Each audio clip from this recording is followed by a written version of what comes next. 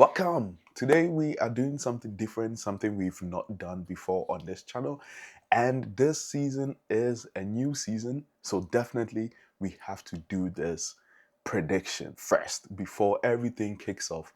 It's a brand new season happening in less than 24 hours. Manchester United will be challenging for the title, and also a lot of other teams, participating teams, will be challenging for it. So, in today's episode, I will be here giving my honest opinion, talking about the teams, their transfers, what it looks like for them in this upcoming season. So let us dive in and just pick up where we need to. But for me, teams have done a lot of business coming in into this new season. Teams have picked up from, we know teams like Tottenham Hotspurs, we know of Chelsea as usual. Arsenal have done a few business. Liverpool has done, I think, few businesses too. And there is, of course, Manchester United. We have had news that it looks very close, and we'll be getting a here we go soon for Carlos Baleba as Brighton are willing to sell. It's looking like it might start up at around £70 million will be the total compensation that United will have to fight out in order to get Baleba. If we get the Baleba signing, definitely a lot of things will happen. But let us start. Let us dive deep into my predictions for this upcoming season. You ready? I am ready. If it's your first time being here, please hit the like and subscribe button. It really takes us a long way, and we will continue to bring out videos like this so we all enjoy the sports that we love. We will be starting this from the bottom, and then we'll be going up to the winner. But in my bottom team of who is winning or who is getting relegated first, who is going to be the 20th, it's going to be Hull City for me. So Hull City, I think, would be relegated. They are going to be number 20th on the league. Why? Because I don't feel like they really have the capacity to fight a lot of teams in the Premier League. I feel they are going to struggle a lot. And their first game being United, their second game, I think, Coventry.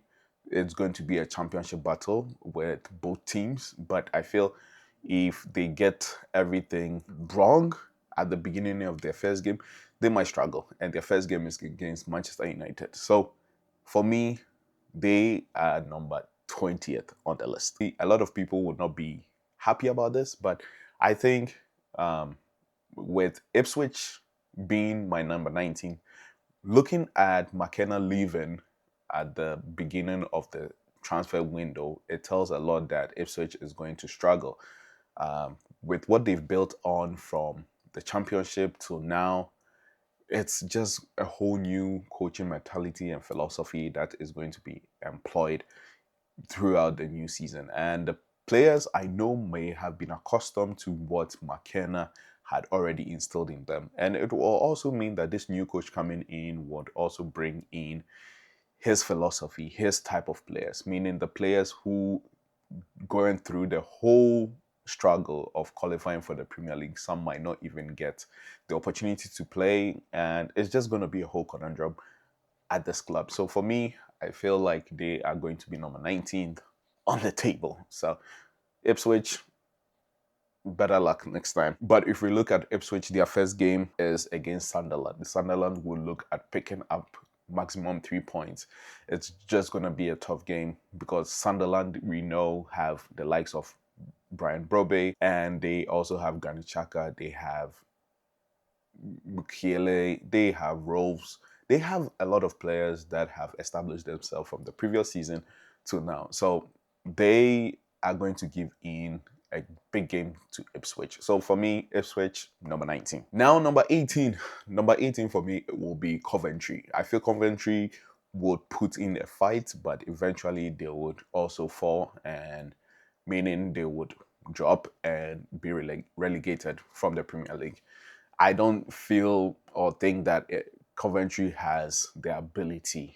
I don't know, but the fact that the clubs coming in this year's Premier League campaign is just not strong enough for me.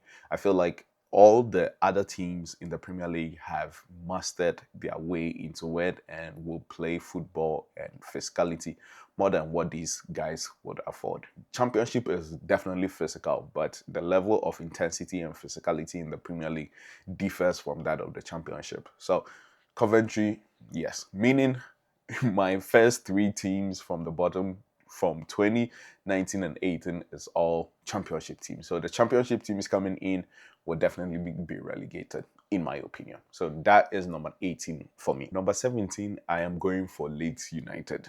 I don't clearly know why, but there would be a, things might change in the course of the season, definitely.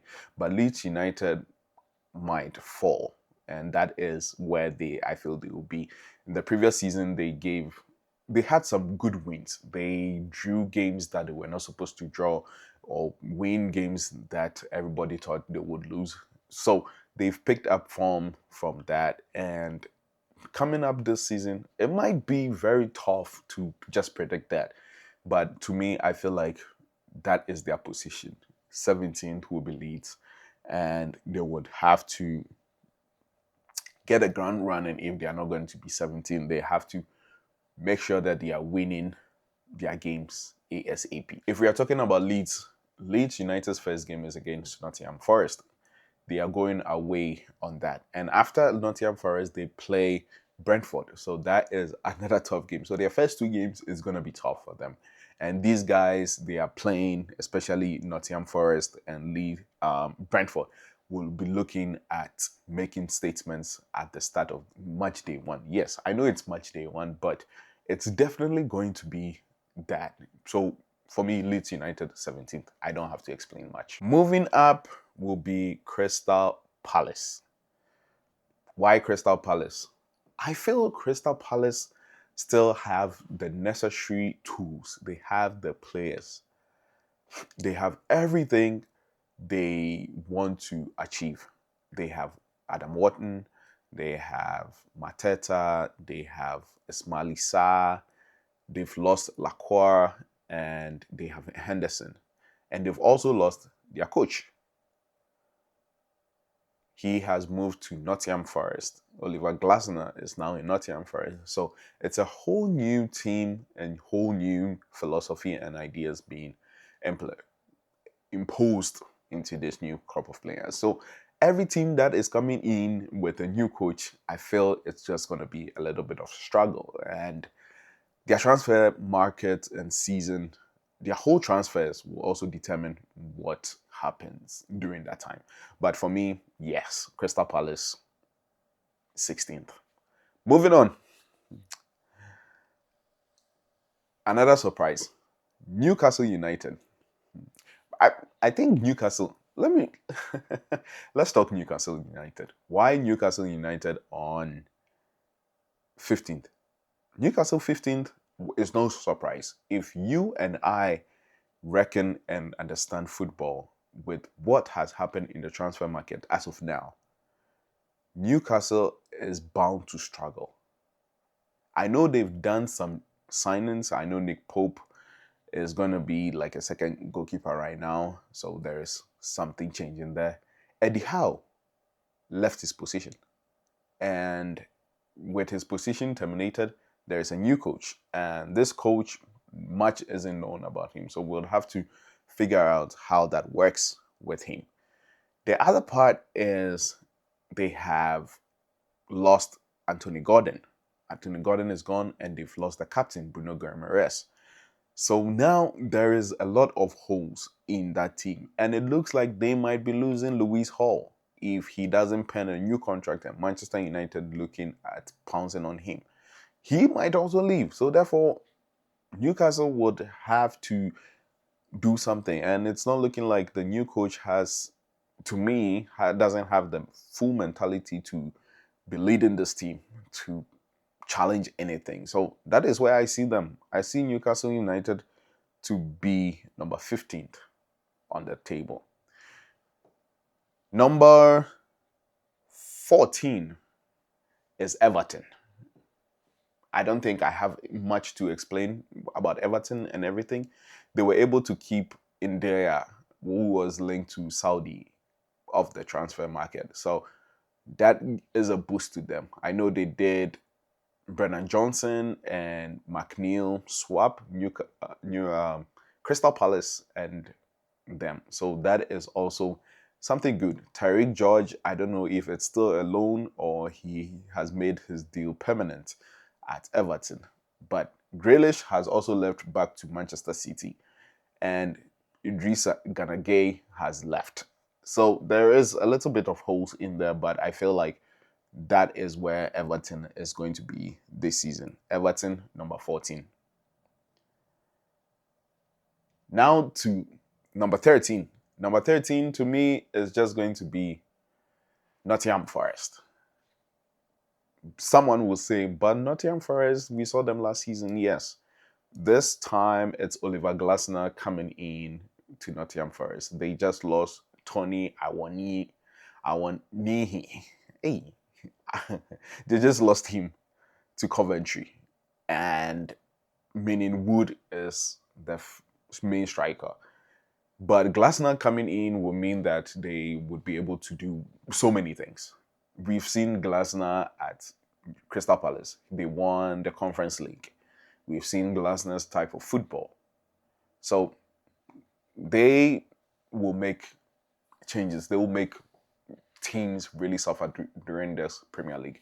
And that is what I would say on behalf of Crystal Palace. So that is where they are going to be. I mean, Nottingham Forest. That's where Nottingham Forest is going to be. They're going to be 13th. Now, number 12 is going to be Fulham. Fulham has a new coach. It looks like there's a lot of new coaches coming in at so many teams. The amount of coaches coming in this Premier League campaign, new coaches, is insane. Abeloa is coming in, and he also comes in with, I think, 3 recruits from Real Madrid. And they've already lost. Fulham has already lost Raul Jimenez to Wolves, and that means that Garcia is going to be the main striker, and they have other players in there. We'll have to see what it goes. They also lost Wilson to Leeds United, but we'll see how that turns out for Fulham. But I feel like they have a philosophy and a mentality of shocking teams as usual. They will always stress Manchester United. But they are, in my opinion, they are bound to be number 12 on the league. Now, number 11. Number 11, Sunderland. Sunderland would probably drop a little bit from what they were able to achieve last season. Last season, they had a tremendous first campaign in the Premier League. It was really good for them. They surprised a lot of teams. Even Manchester United struggled there in terms of playing against them and enjoying every moment. Like playing there, it was hard. Going to the Stadium of Light was hard. I think that game United drew or something. It was very hard, but we won at Old Trafford against them. Number 10. Upon all their billions and billions and millions of signings, that is where I'm going to put them. Tottenham Hotspurs is going to be number 10. I mean, I do not expect that the players they've bought is just going to guarantee them top 3 or top 5. No, it's not. We know them. We know the coach they have, De Zerbi. De Zerbi always has something that will happen in the course of the season that he's going to be mad with majority of the squad mid-season. And that is where the whole thing is going to tank. With all the players they've bought, they've made incredible signings. They've signed Tonali and they've signed Matheus Fernandes. I know they just probably announced Savinho and they're looking at Mamouche. Meaning, at the end of the day, Kudus and Xavi Simons, Kulusevski, all those guys are going to be back. Meaning they have a lot of players. But with that means or comes tremendous conundrums, whatever happens. But for me, I feel like Tottenham is going to be where they are going to be, number 10 on the league table. That is me. Number 9 on the list, Brentford. Brentford, number 9. I don't think I have anything to say about Brentford, but they are that team. I go Jesus and the rest of the guys. Yeah, I know they lost Henderson, but Henderson, yeah, I, it's just gonna be Brentford number 9 for me. Number 8, another team with a new coach. Areola has moved to Liverpool, meaning most of the players there that were playing intensively for Areola, things are going to change with the new coach. They won't be playing like that. But Scott Park, whoever is there would have to do a lot of job for them. But that is where I see the mentality and the players will keep on improving. So Bournemouth, number 8.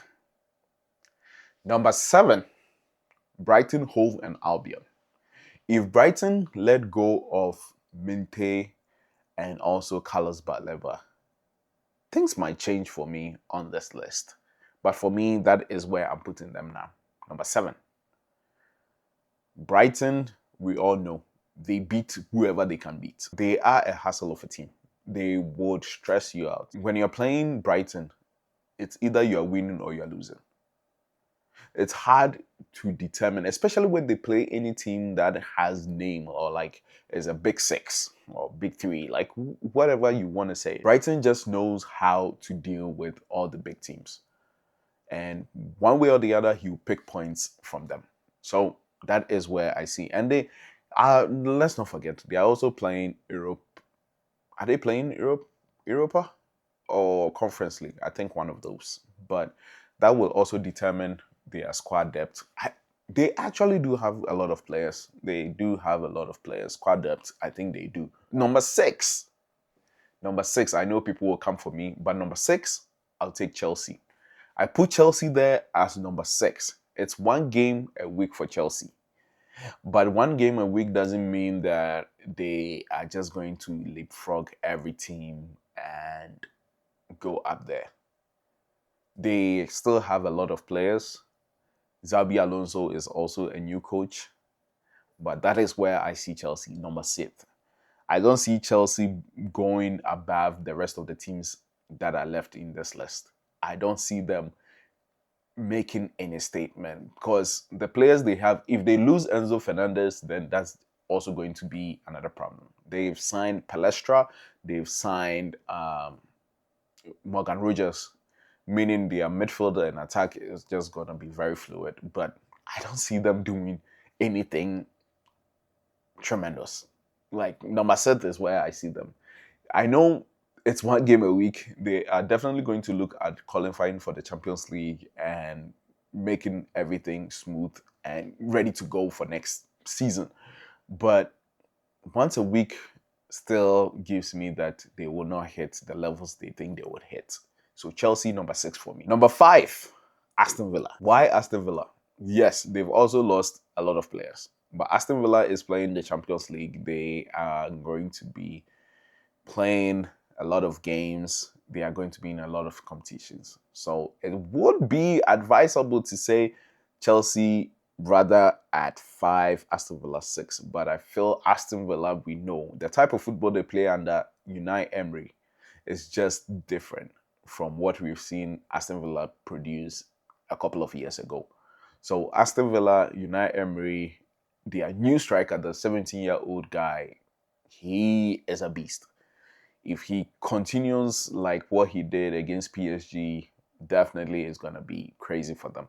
Watkins might leave, so that is where it might be dicey for them. They've already lost Telemans to Manchester United, but they would probably have to do something in the transfer market. I know they've signed a new goalkeeper, Suzuki, and they've also signed Ruggeri from Atletico Madrid. So that is looking good for them eventually.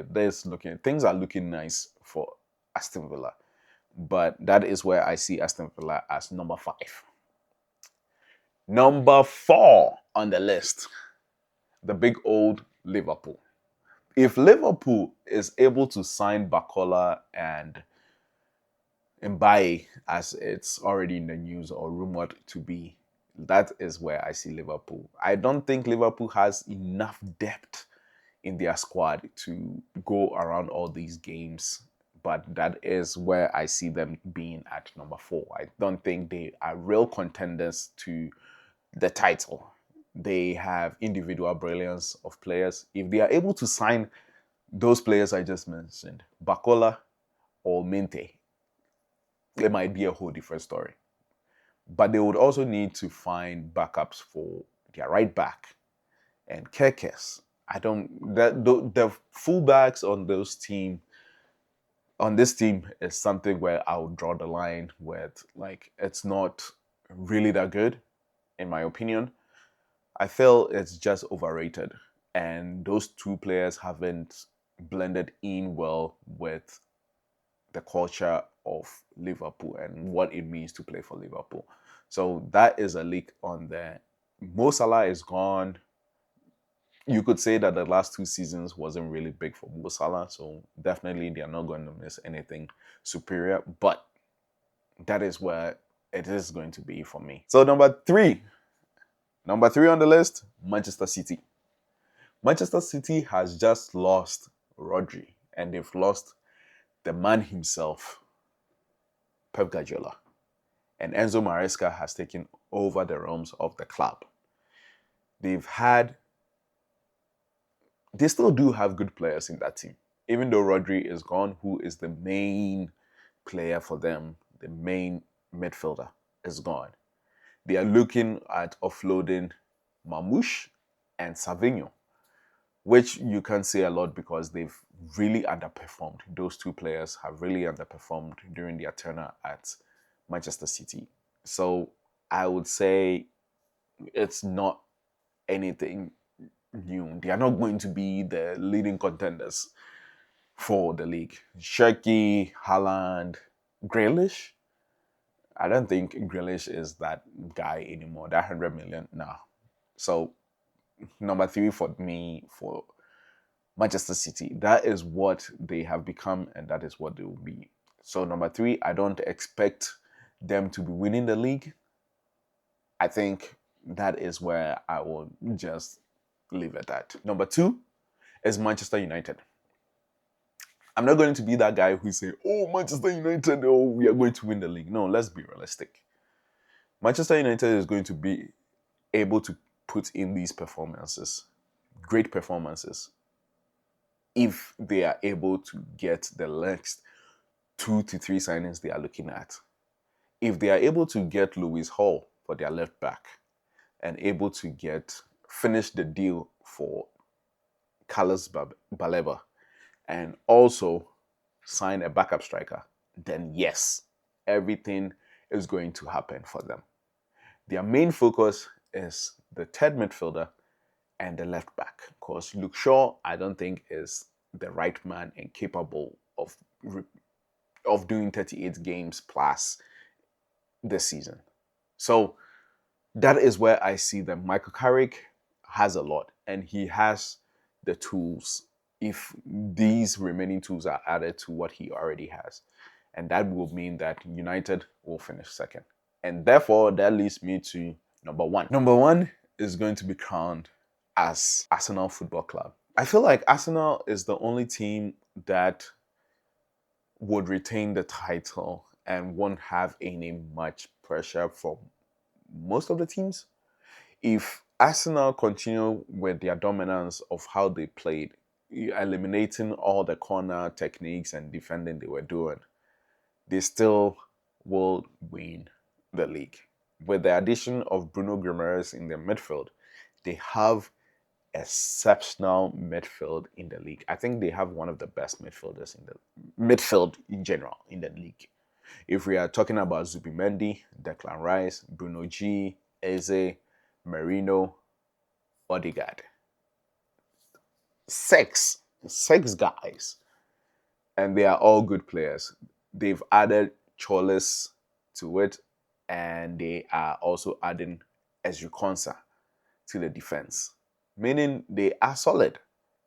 The only thing they would probably need is to find a striker. If they are able to get a striker, Julian Alvarez, Lautaro Martinez, like that type of striker, then it's done for everyone in the league. You can't go into the league again thinking that Gabriel Jesus, Havertz, and Gyökeres are going to lead the line to do that. But they have options. Those three guys I listed all have their days. And Gyökeres was able to put in 14 goals last season. Havertz was able to make a difference in most games that he came on and played, apart from his injuries. But everything is looking clear and solid for Arsenal to retain the league this season. And that is my prediction for it. So if you have any other thing you want to say about my prediction and what you don't agree, please hit it or say that in the comment section. I would really appreciate it so we could talk about it. But that is what I'm saying, and this is my prediction. Manchester United second, Arsenal retaining the league, Manchester City third, Liverpool fourth. That will be it. And if it's your first time being here, please hit the like and subscribe button. And thank you guys for watching. We'll catch you guys on the next one. Peace.